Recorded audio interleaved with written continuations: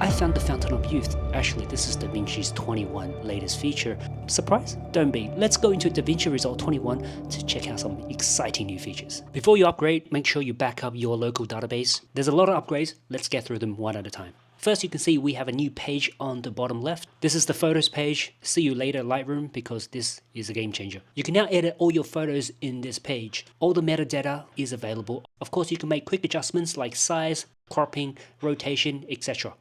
You can also import your raw images here as well. You can see here are all the settings. You can enlarge or make crops. There's also cropping presets for quickly adjusting the ratio. We also have looks or presets. For example, like this black and white, golden, natural, and of course all the basic adjustments like your brightness, contrast, shadows, highlights, etc. You can also right click and add a new photo album. Basically, you can put all your selected photos here as one streamline. You can also label, color code, and grade your photos like other editing softwares. You can also edit photos in batch. This really helps photographers, especially in the bridal industry, as well as making quick adjustments to your time-lapse photos.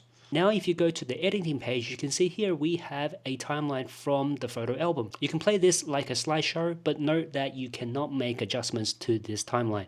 If you want to make adjustments, all you have to do is copy these photos, create a new timeline, paste it into the timeline, and then you can make arrangements. Speaking of timelines, previously we could add tabs to different timelines. Well, now we can do that with our bins. For example, I have this bin, right click and select Open as New Tab. Now we have two tabs open at the top, which allows you to quickly switch between folders. Of course, you can add multiple tabs here, so if we add a third one and a fourth one, making it a lot easier to filter through your bins. We've also had some logos and layout and UI upgrades. It's more streamlined and cleaner look. You can see here even the smaller logos had a facelift. If you go to the deliver page, you can see the presets have now been changed from horizontal to a drop-down box, making selecting a little bit easier. And finally, we can now see the estimated file size based on your codec. If I change it to H.265, you can see here the estimated file size has been reduced to 500 megabytes. We've also got updated fusion effects. For example, the flying flag, CCTV. We've also got arrows and circle strokes, night vision, flying drone, etc. We've also got updates to the transition page, so go to Fusions, Transitions, play around with this and see which one you like best. Text and Text Plus have also had a slight re-update. The layout for the normal text have been improved with the drop-down box of different fonts, whereas Text Plus, we've now introduced an extra pop-up window on the right-hand side. Now you can quickly browse through different fonts and see what they look like. Of course, you can also select your favorite ones by clicking on the star, and you can also adjust the output text by clicking here and display custom text. Once you're happy with your font, click select and you're done. Speaking of fonts, we've also got spell check this time. So if you look on the top right hand side, you can see here incorrect spellings are highlighted with a red line. You can right click on these words and make adjustments accordingly. We can also quickly search through our settings and preferences. So if we go to top left, Davinci and preferences, you can see here we have a magnifying glass where you can type in keywords. For example, if I want to look up LUTs, all I have to do is put in LUTs. It will automatically display the corresponding settings on the right. For the first time, we can edit while have background rendering turned on. Type in render and click on background render. Enable the first checkbox, enable background renders, and you're good to go. The second option, pause background render on foreground activities. My understanding is that if you're working on something in the foreground like editing or reviewing a footage, it will prioritize your editing first before conducting any rendering. Let me show you what it looks like. So here we're on the delivery page and let's click on render. You can see we are now live and rendering. Now before we had to wait for this to finish before we can make adjustments to the timeline. Well, now you can just go to the timeline settings or the edit page and start making adjustments. Now if we go back to the delivery page, you can see here it's still rendering. Now let's go on to the AI features. This is mostly for Studio, so it is the paid version. My favorite one here is the AI IntelliSearch. Basically, it will filter through all our bins to find keyword relevant subjects, scenes, or objects.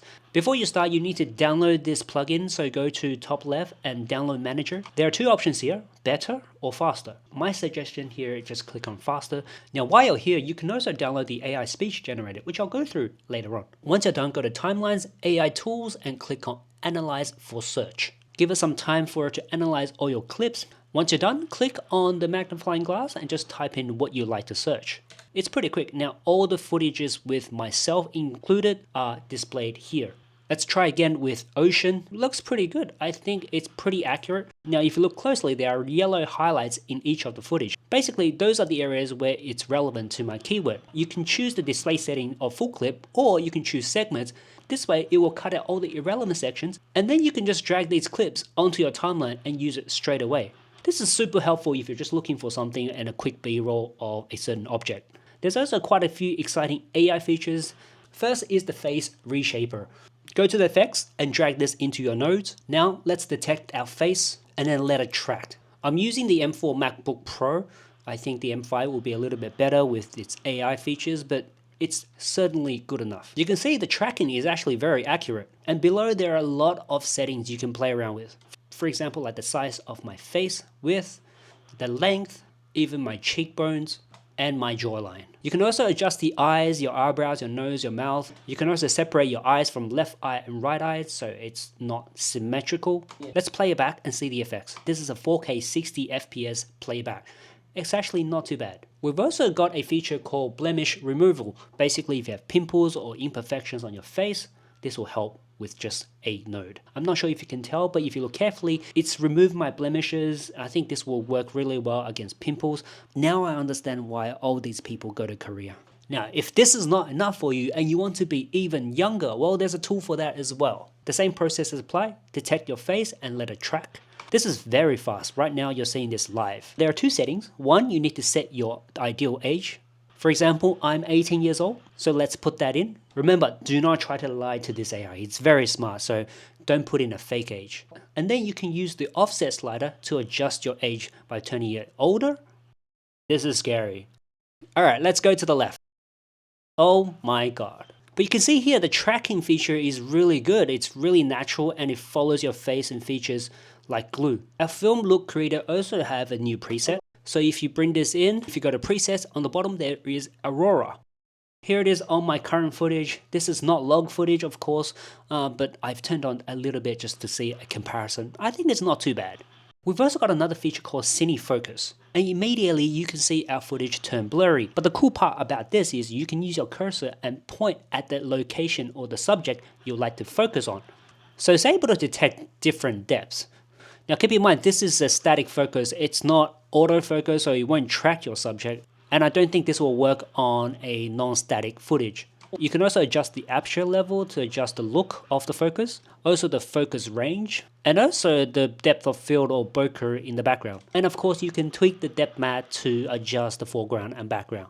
We also have a lot of other features you just have to look through. One of them is called Ultra Sharp. Basically, through AI, analyze your footage and then adjust the sharpness accordingly. So here's a before and after comparison for you.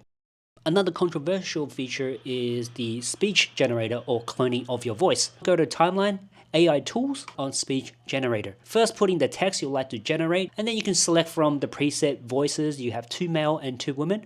You can also train your own voice. There are also other settings like speed and variation and pitch, etc. to fine-tune your voice. Set a file name and click on Generate. 感谢看到这里，如果你觉得这期视频还不错，可以帮我点个赞吗？ There are definitely rooms for improvement. I think this is still beta, and maybe it works better in the native English language. They've also updated Magic Mask, so instead of like previously the effect was attached to the node, it will now create a separate render of the mask. But check this out, I'm now using faster rather than better, and it's doing a really good job. Look at my hair. I know there are still a couple of areas that it's missed, but overall it's very clean and sharp. That's an improvement versus the previous version. Now click on the 3 dots and choose Render Magic Mask in place.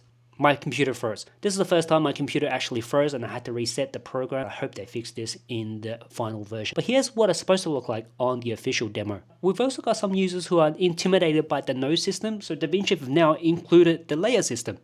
All you have to do is go to the top right, click on the 3 button and choose List View. Now everything is stacked in layers, which might be more familiar to some users. Unfortunately, you can't change the layer. You still have to go to the grid view and change it through the node system. If you want to make adjustment to our timeline and go back to the original, we could do that through the previous version by backing up our timeline. Right click on your timeline, click on Create Timeline Backup, name it, and then just save it. Now you can make all the adjustments you want to your current timeline, like this, And if you wanted to, you can revert back to the backup timeline. But now we do have a new feature where you can compare the two different timelines. So once again, right-click on your timeline and choose Compare with Timeline Backup. A new pop-up will show and it will display your backup timeline versus your current timeline. It will quickly show the differences or the edit that's been made. For example, you can see here, the clip on my backup or the original is actually now changed to here. You can also view and play back both timelines by just scrolling and playing like normally. Now, if you want to revert back to your original timeline, right-click and choose Revert Back to Backup Timeline.